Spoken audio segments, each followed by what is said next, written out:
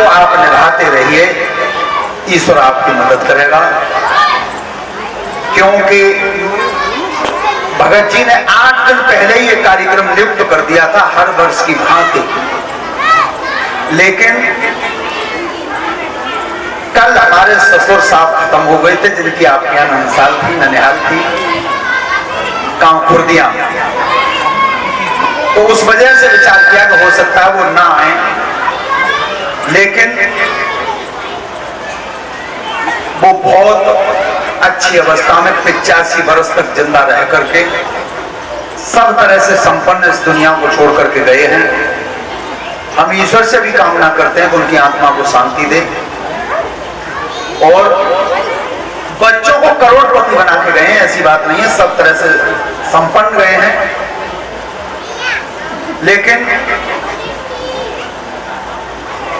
ईश्वर ने अच्छी मृत्यु के लिए ये जगह बताई है कि तुम भजन करो, अंतिम समय पर मृत्यु अच्छी हो जाए, इसके लिए भजन किया जाता है।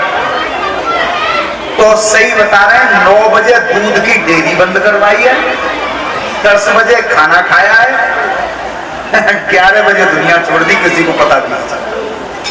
तो मृत्यु के लिए भी लोग भजन करते हैं, लेकिन कष्ट तो था नहीं। लेकिन यहाँ कार्यक्रम नृत्य था, और वो भी एक धार्मिक मंदिर के सामने, तो ऐसी बात नहीं थी। भगवान सबकी मदद करता है, और हम हमेशा कहते हैं कि सबकी मदद करता रहे, लेकिन हमेशा कर्म को पकड़े रहिए। और मैं सभी पढ़ने वाले बच्चों का ध्यान केंद्रित करना चाहता हूं इस तरफ कि हमेशा ध्यान रखना, बेटा कर्म में और भाग्य में बड़ा कौन है?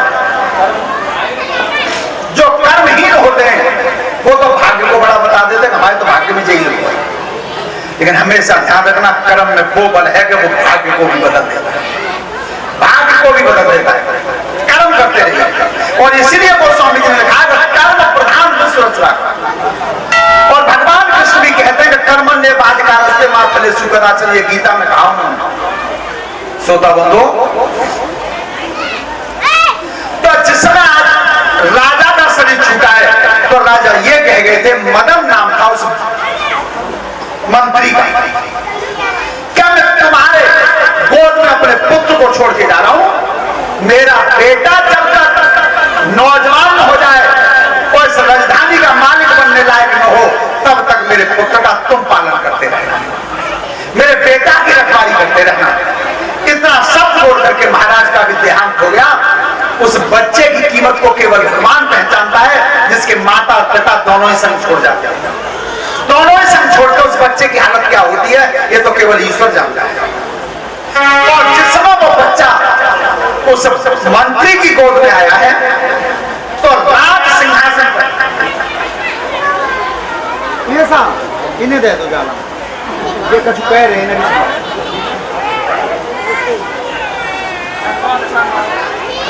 और ये 10 रुपए वैशाल की तरफ से धन्यवाद।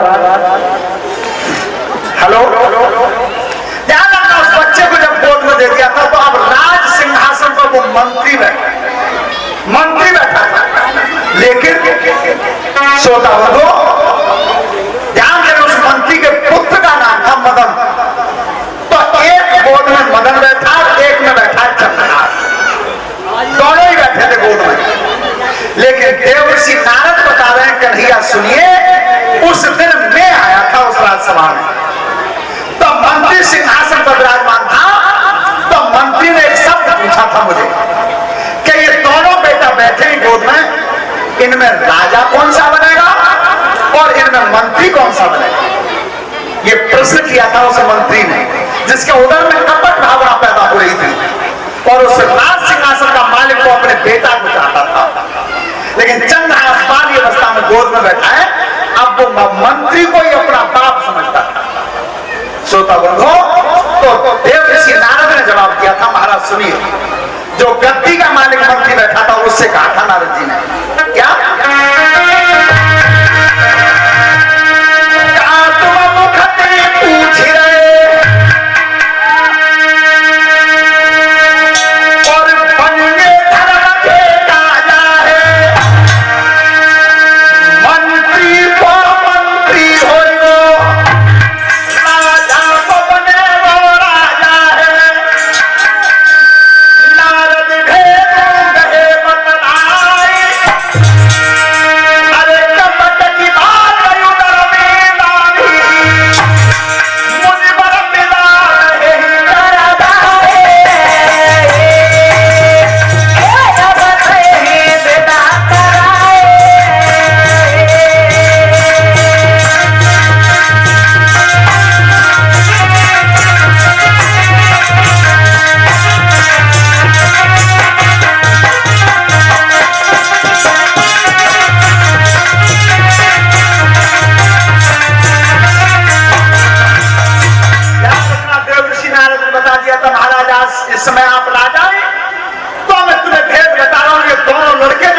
गोद में, इनमें मंत्री का मंत्री बनेगा और राजा का राजा।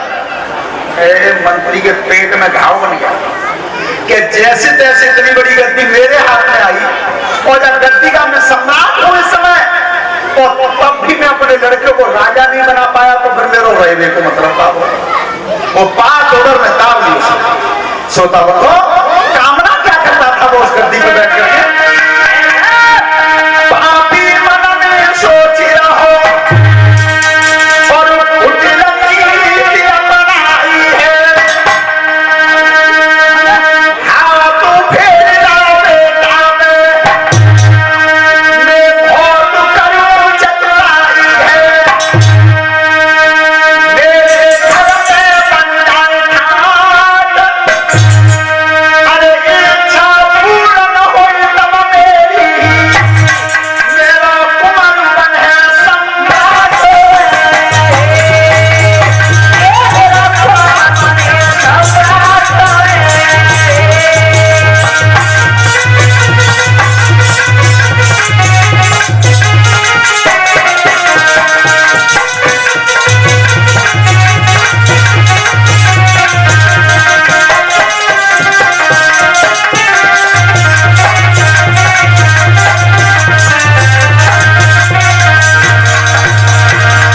ध्यान रखना, उस पापी ने भेद अपने दिल में रख लिया क्या मैं अपने पुत्र को राजा बना के रखूंगा, और राजा का जो रखा है उसे वो मंत्री बनाना चाहता था। ध्यान रखना, उसे कर्म को सोच रहा है जो कर्म तुम्हारे अधीन ही नहीं है, वो ईश्वर के अधीन है, उसे स्वयं करना चाहता है। बच्चे का पालन करता रहा, लेकिन ध्यान रखना राजा कह गए थे कि जिस समय मेरा पुत्र 21 वर्ष का हो जाए और कानूनन राजा बनने का अधिकारी हो, उसी समय मेरे बेटा को राज सिंहासन पर बैठा गया।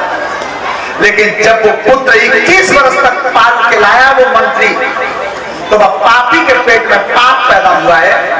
तो एक दिन का समय था कि उसे पता चला कि कल वो समय पूरा होने वाला है।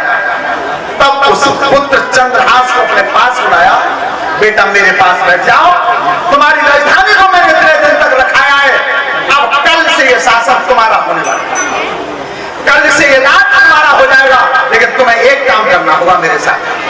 कौन सा?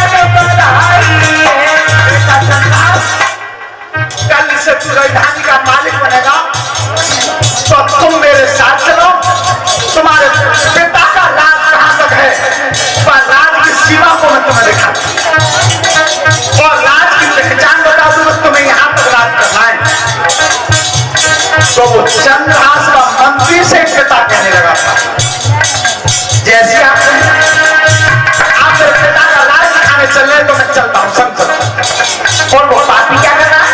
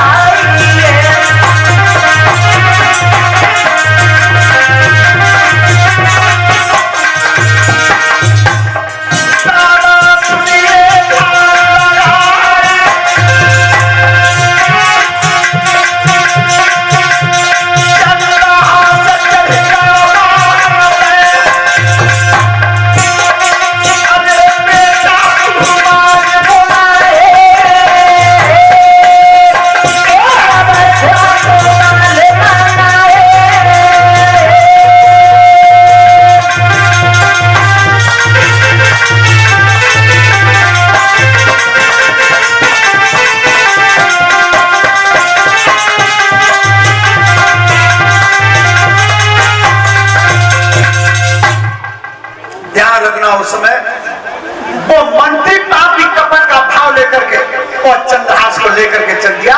सेना सब संग चल दी, लेकिन उसने अपने पुत्र मदन को सिंहासन पर बैठा दिया। सिंहासन पर बैठा दिया कि जब तक हम लौट के नहीं आवे तब तक राज की देखभाल तुम करना। लेकिन मन में ये चाह रहा है कि राज परमानेंट ही जाई को हो गए। श्रोता बंधु जो जंगल में निकल गए थे काफी दूर 4 योजन की दूरी पर जाकर के दिन छिपे। जैसे ही दिन छिपाए तो मंत्री ने सेना को रुकवा दिया, पड़ाव लगा दिया, बेटा यहां से आगे वो कल चलेंगे।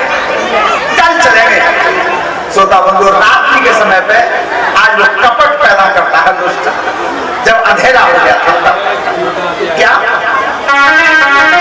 बेटा चंद्रहास एक थोड़ी सी कमी रखी, एक कमी बन गई है। मैं एक चिट्ठी लिखता हूं अपने हाथ से और उस चिट्ठी को तुम ले जाओ।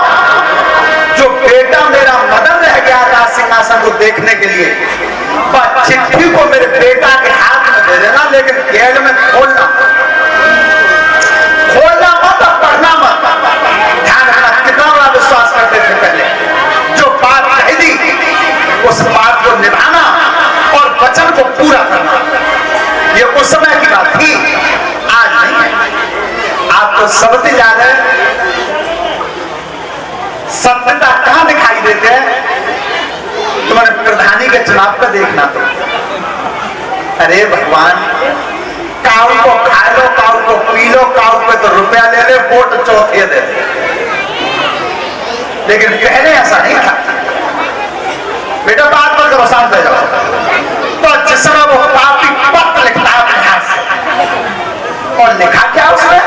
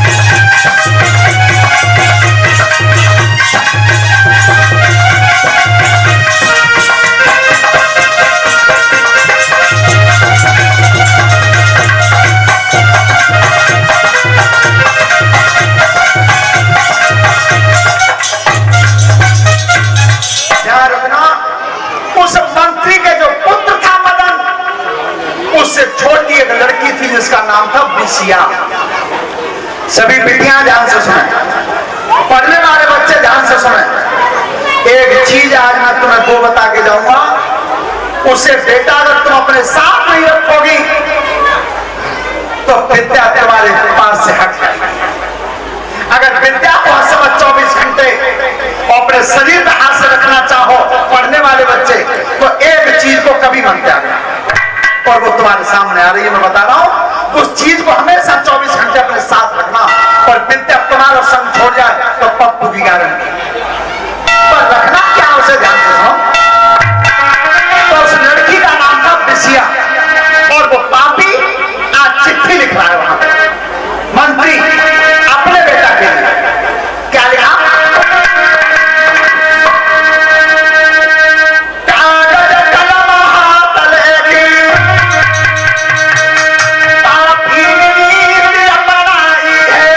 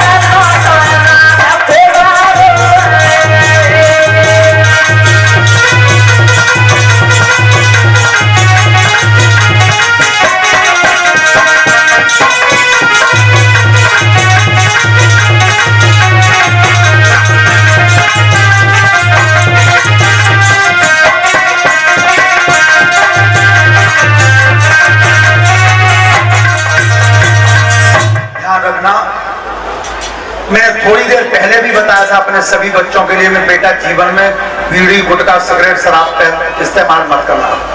लेकिन कष्ट तब होता है कि पढ़े लिखे लोग, देखो एक गांव में, नाम तो नहीं बताऊंगा चूंकि चैनल चल रहा है, एक गांव में मुझे रिटायर दरोगा जी मिले, वैसे ना बिना पढ़े लिखे ना, रिटायर सब इंस्पेक्टर साहब।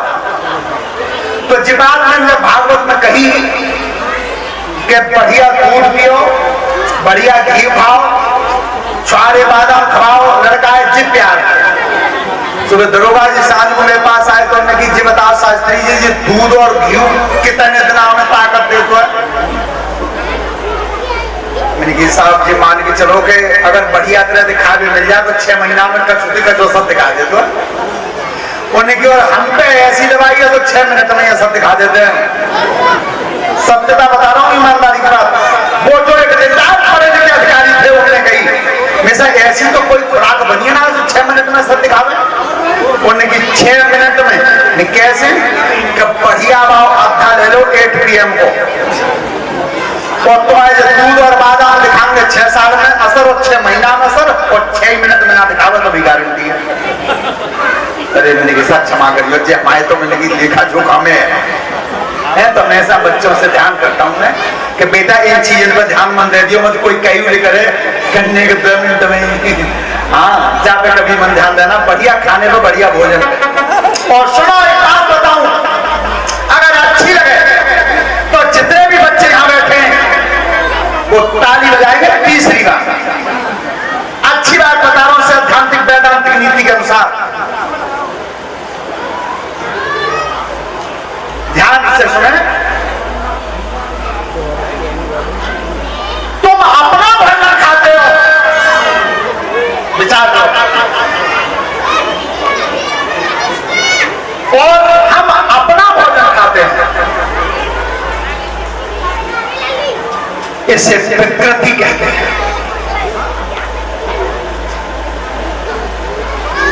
श्रोता बंधु,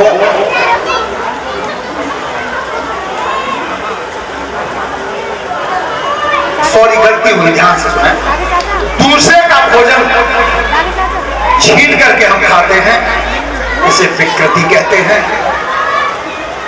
और तुमने अपना भोजन खाया और हमने अपना भोजन खाया, इसे प्रकृति कहते हैं। अब की बार अच्छी लगे तब ताली बजाना। सामने वाले ने अगर भोजन खाया या नहीं खाया, इसे पूछ करके हम खाना खाते हैं, इसे मेरे भारत की संस्कृति कहते हैं। हमेशा ध्यान रखो, पहले अंतर कौन सा था? ऐसा घर स्वर्ग कहा जाता था कि जब सामने वाले 2 जने बैठे थे तो उनसे जी कही जाती कि चलो भाई साहब घर में खाना खाए, उनसे कही जाती कि खाना खा लो, चलो संग तुम। और आज सोच जी बन गई है, बाहर खाने पर बैठे 4 जने तो जी मन में विचार कर रहे हैं कि जी काखन उठ के जाए तब हम अपनी रोटी खावे। ये पहले नहीं था ऐसा। पहले तो 4 जने बैठे तो 4 ही थाली आ गई, 4 थाली ना ये कौन आएगी, 4 रोटियां तो एक भाई में दिखाई नहीं। लेकिन आज ये विचार करते हैं कि जो उठ भैया बैठ भैया का करने को उठ जाए तब हम अपनी रोटी, ऐसा पहले नहीं था।